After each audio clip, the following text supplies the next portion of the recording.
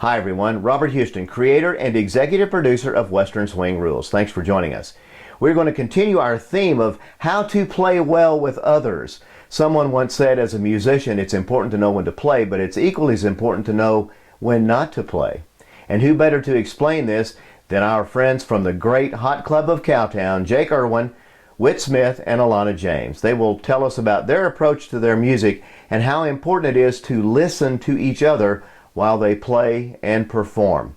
Nowhere else on the internet will you find this type of quality instruction from professional touring musicians than right here on Western Swing Rules. If you think Western Swing Rules has been helpful or beneficial to you, we'd like for you to do two things. Number one, subscribe to us on YouTube, and also consider going to our homepage and making a contribution to us, as we receive no funding whatsoever. This is something we do to help educate you and make you a better musician. Thanks to our friends from the Hot Club of Cowtown, and now let's get started. Hi, I'm Elana James. I'm Whit Smith. And I'm Jake Irwin. And we're the Hot Club of Cowtown, and you're watching Robert Huston's Western Swing Rules. Hi, I'm Elana James, and I play fiddle and sing with the Hot Club of Cowtown. And I'm Whit Smith, and I play fiddle and guitar and sing with the Hot Club of Cowtown. Howdy everybody, my name's Jake Irwin, and I play bass and sing with the Hot Club of Cowtown. And we're going to play a tune today called Cotton Eye Joe, which you've probably heard of, and this is kind of our version based on sort of a Bob Wills version from about 1937 or something like that. And I'll sing it and play fiddle, and then it's kind of our own sort of trio arrangement of putting the tune together. And we'll demonstrate too a little bit in a few minutes. We'll demonstrate the guitar and bass interplay behind the fiddle and that kind of stuff too.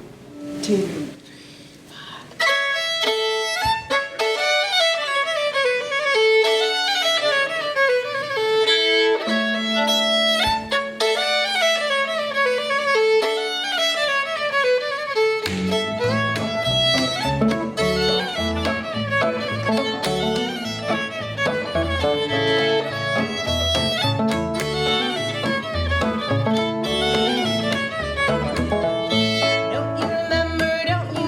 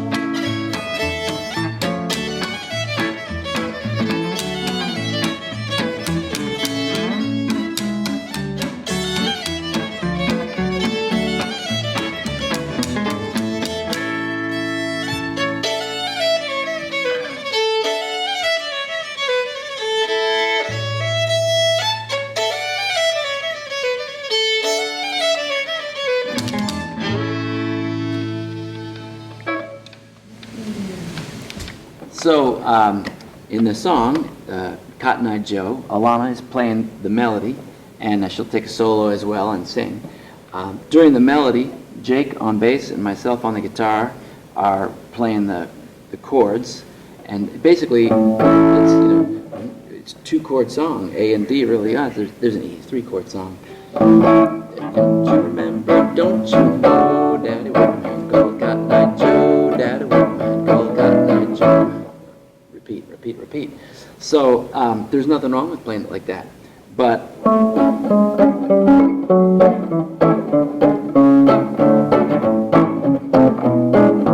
that moving it around, especially in conjunction with the bass, which he'll explain a little bit, Makes me sound a lot better. gives it a sort of an animation and a drive. You want to do it real quick all together? Sure. Let's do a quick, just a one pass through. 2, 3, 4.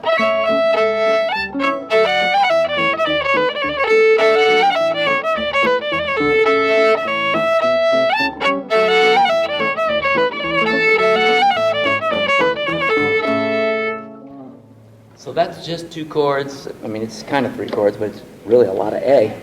And, so maybe, Jake, you want to explain what you're doing there on the bass? Sure, I can a little bit. I'm mostly outlining the chords too. I'm just playing a lot of the root, the A, and the 5 of the chord, the E, and also arpeggiating a little bit over the chords.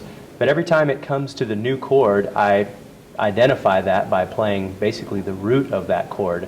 So we're playing a lot of A, D, A, D, A, E, A, and that's pretty much most of what I'm doing. And I'm also trying to kind of stay out of the way. I'm trying not to overplay, and I'm trying not to play too hard. I'm trying to leave plenty of room for the melody instrument to be heard, and also plenty of room for the vocal to be heard clearly above the ensemble.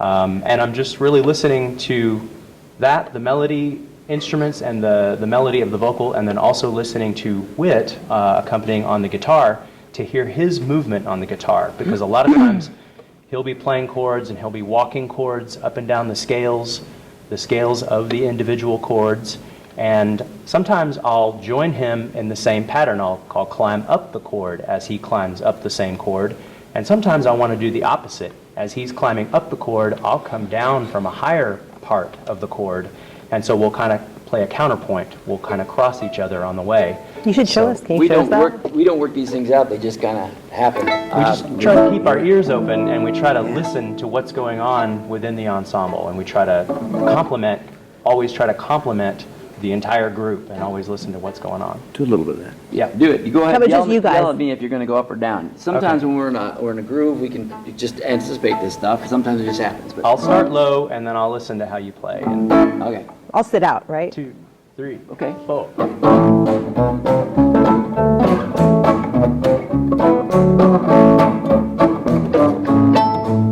That was me going up and him going down.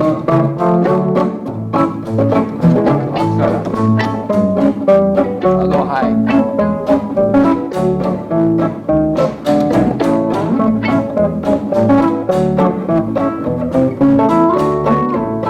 Another thing. Yeah. Yay.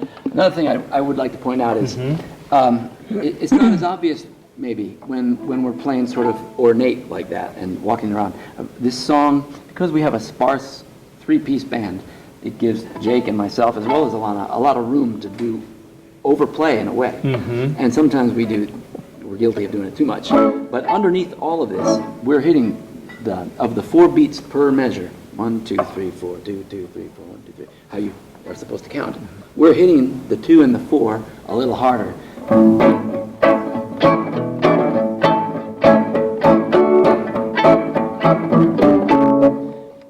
And it's got a light bounce, and it's actually, even though we're hitting the 2 and the 4 harder, we don't want to go.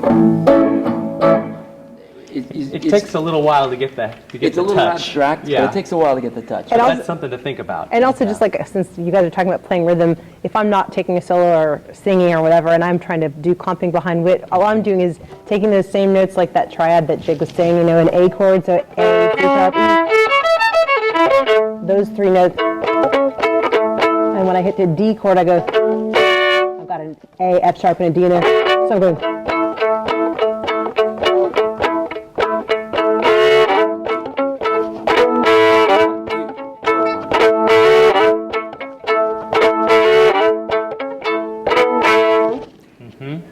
That beat, that two, emphasizing the 2 and the 4, is very distinctive to Western swing, is it not? That's Yeah, right. totally. That's Swing that and kind Western of. swing, pretty much most American music's before the 60s. You want to Just do the when twin line? Go ahead. yeah, we can do that. And then just as far as like soloing too, I mean, I don't even know what I was just doing when we were just playing it, but you know, if I'm soloing on this tune, I'd try to keep it pretty simple for myself, but I generally tend to think like, you know, so I go, hold on. Want to go by yourself or you want some behind you? No, yeah, you can play behind me. Like I'm just kind of thinking in terms of just staying on the chords. I'm doing chord tones of the A, you know, the A chord, and then when I hit the D chord, I play the chord tones of the D, and just kind of spell it out very simply. In this song, I'm not going for anything terribly complicated or substitutions or anything, but so something like 1, 2, 1, 2, 3, 4.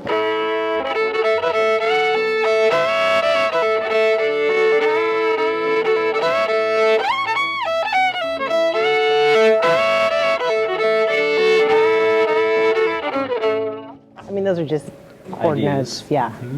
And I try not to play too ornate if she's taking a solo.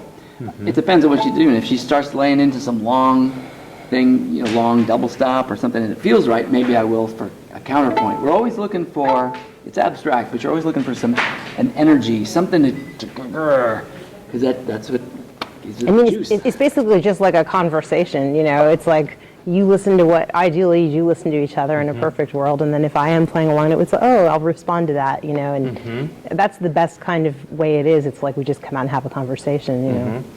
Twice in the arrangement that we did, we played the melody as an arrangement.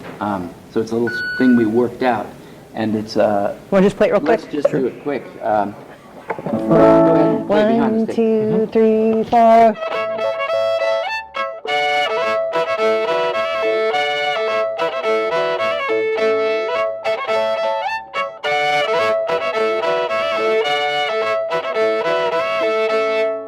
Which is a very Western swingy. In fact, that I think is actually stolen from like an Eldon Chamberlain arrangement. It's inspired by that, but that idea of taking the melody and making it a little bit different. If you can still tell it's the melody, but it's very different from the way the fiddle plays the melody at the beginning and in the end, or the vocal melody. You might say that it was a little bit the way a horn arrangement, like a Section. group of section of play horn together. players would play it. So it's got more notes, harmony notes around the melody to sort of beef it up, fatten it up. And it's more, they might take a few of the little accents out of the melody and streamline it, but hit it harder. Stabbing like a horn section. And Yeah, Alana's that's kind of playing idea. the note in the middle, she's playing the melody, and I put a harmony on either side, which is unusual. That's a Hot Club of Cowtown thing, but that's based on the sound of the Bob Wills band in the 40s when Tiny Moore joined the band. It's a very Dixieland vocal thing to do, barbershop vocal thing to do is where it probably comes from.